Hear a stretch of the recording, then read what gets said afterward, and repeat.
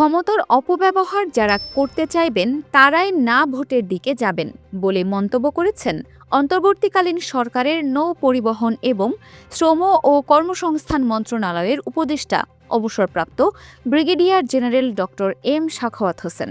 বুধবার সকালে ঠাকুরগাঁও পৌর শহরের মির্জা রুহুল মিলনায়তনে গণভোট প্রচার বিষয়ক মত বিনিময় সভা শেষে সাংবাদিকদের প্রশ্নের জবাবে তিনি এ কথা বলেন। তারা ক্ষমতার যে কি ক্ষমতা থাকবে, আমি তো 1.5 বছর ক্ষমতা আছে, আমি তো কোনো ক্ষমতার সেরকম কোনো স্বাদ পেলাম না যে এখানে বসলে পরে আমি হারকিউলিস হয়ে গেলাম, যা খুশি তাই করতে পারবো, অপব্যবহার করতে পারবো। সেই অপব্যবহার যারা করতে চাইবেন তারা হয়তো না ভোটের দিকে যাবেন। উপদেষ্টা বলেন, দেশের ভবিষ্যৎ গড়তে এবং গণতান্ত্রিক পরিবেশ বজায় রাখতে হ্যাঁতে ভোট দিতে হবে।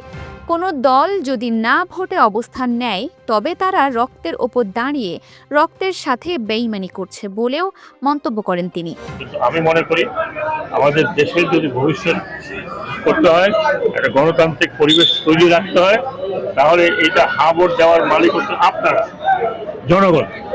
কোন দল কি বললো সেগুলো না, সেই দল কত পার্সেন্ট ভোট পাবে তাও আমি জানি না। কিন্তু কোনো দল যদি প্রচারণা করে তাহলে বলতে হবে যে তারা এই রক্তের উপরে দাঁড়িয়ে রক্তের সাথে বেইমানি করছে। খুব পরিষ্কারভাবে বলছি যে আমাদের এখানে মুখ্য এম ছিল যে আমরা বাংলাদেশে একটা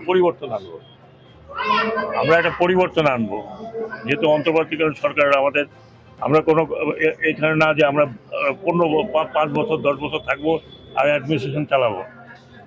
যা চলছে সেটা চলছে, কিন্তু একটা পরিবর্তন না আনলে আমরা কেন একটা আসলাম?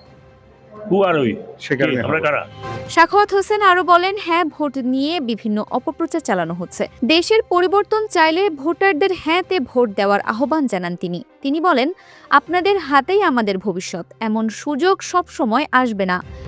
সংবিধান পরিবর্তন করা হচ্ছে না বলেই জনগণের মতামত নিতে আপনাদের কাছে আসা হয়েছে। ভোটাররা যদি হ্যাঁ ভোটকে বিজয়ী করতে পারেন তবে পার্লামেন্টে গিয়ে জনপ্রতিনিধিরা জনগণের ইচ্ছার বিরুদ্ধে কিছু করতে পারবে না।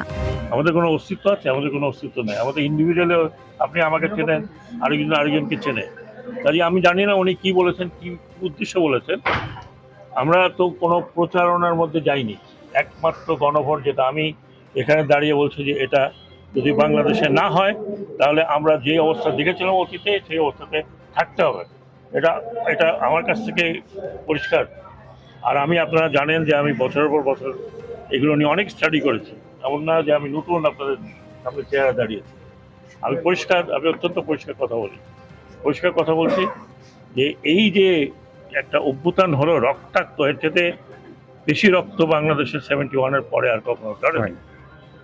সেটা যদি আপনারা পরিবর্তন করতে চান তাহলে বলবেন। উনি কি বলেছেন, উনি পক্ষ না।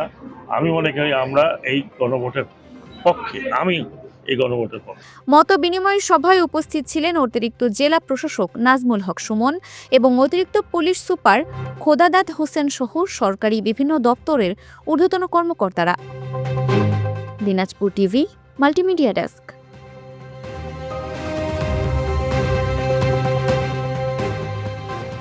দিনাজপুর টিভি, মানুষের জীবনের কথা বলে।